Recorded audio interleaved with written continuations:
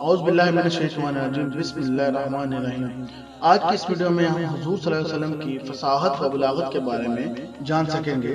زبان و بیان میں حبیب خدا صلی اللہ علیہ وسلم کی شان بلحاظ فصاحت و بلاغت اتنی بلندی پر ہے کہ آپ کے اس امتیاز سے کوئی سلیم متابع بے خبر نہیں ہے۔ نبی کریم صلی اللہ علیہ وسلم کو جامع کلمات دیے گئے اور نرالی حکمتوں کے ساتھ خصوصیت بخشی گئی۔ عرب کی ساری زبانیں آپ کو سکھائی گئی ہیں، اس لیے آپ عرب کے ہر قبیلے والوں سے ان کی بولی میں کلام فرماتے ہیں اور ان کی روزمرہ بول چال کا بلاغت کے ساتھ لحاظ رکھتے تھے۔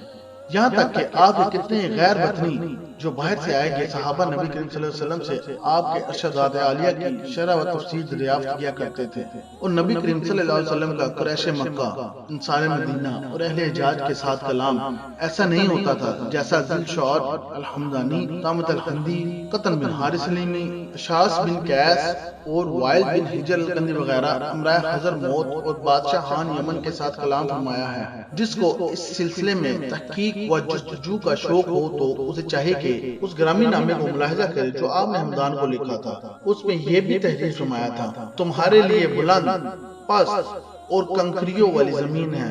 پس کھاؤ تم چارہ اس کا اور چراؤ اس میں بے روک ٹوک۔ ہمارے لیے ان کے مویشیوں اور کھلیانوں سے وہی حصہ ہے جو وہ عہد اور امانت کے ساتھ ادا کریں گے۔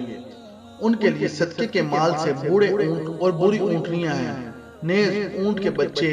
مسن اور گھر کھڑے رہنے والے اونٹ جن کی کھال کا نتا بنتا ہے، ان پر وہ گائیں اور بکری ہے جو چھٹے سال میں ہوں، اور وہ اونٹ جو 5ویں سال میں ہیں۔ نیز اس کلام میں غور کرنا چاہیے جو آپ نے نحت سے فرمایا تھا: اے اللہ تو ان کے دودھ، دہی اور لسی میں برکت عطا فرما، اور ان کے امیر کو مال مرحمت فرما اور اس کے لیے ماہ قلیل جاری فرما، اور ان کے مال و اولاد میں برکت دے۔ جو نماز قائم کرے وہ مسلمان ہے، اور جو زکوٰۃ ادا کرے وہ محسن ہے، اور جو گواہی دے کہ اللہ کے سوا کوئی معبود نہیں وہ مخلص ہے۔ اے نبی نہد، تمہارے لیے ایک شرک ودیت ہے اور دوسرے مال کا وظیفہ، لیکن زکوٰۃ نہ روکنا اور دنیاوی زندگی پر فرفتہ ہو کر نہ رہ جانا، اور نماز کو اپنے اوپر بوجھ شمار نہ کرنا۔ اور ان کے لیے آپ نے وظیفہ فریضہ کے سلسلے میں یہ لکھا تھا: تمہارے لیے ہے عمر رسیدہ اونٹ، گائیں اور نیا بچہ جنی ہوئی اور گھوڑا سواری کے قابل اور بچڑا، اور نہیں روکے جائیں گے مویشی تمہارے، اور نہ کاٹا جائے گا تمہارا خاردار درخت طلحہ تک، اور نہ روکے جائیں گے تمہارے مویشی جب تک تمہارے دل میں نفاق نہ آئے گا۔ اگر عہد شکنی نہ کرو گے تو عہد اور ذمہ پورا کیا جائے گا۔ جس نے عہد توڑا اس نے زیادتی کی۔ تحقیق کے شاہد کو چاہیے کہ آپ کا وہ مکتوب گرامی دیکھے جو آپ نے وائل بن حجر، امرائے نجد اور خوش و رو سرداروں کی جانب لکھا تھا۔ اس گرامی نامے میں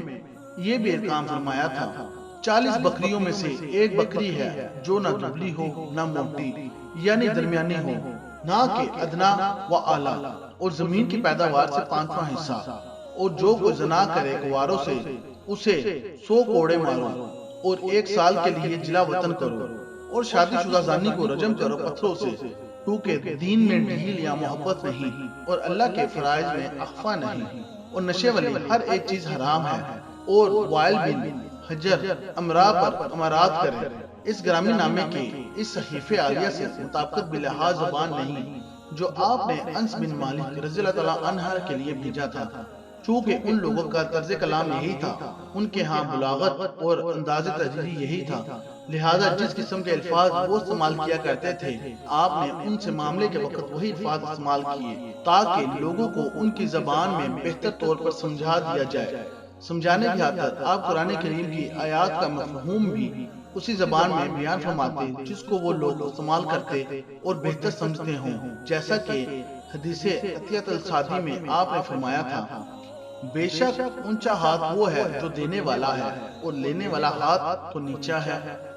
وہ لوگ کہتے تھے کہ رسول اللہ صلی اللہ علیہ وسلم نے ہمارے ساتھ ہماری ہی زبان میں گفتگو فرمائی ہے،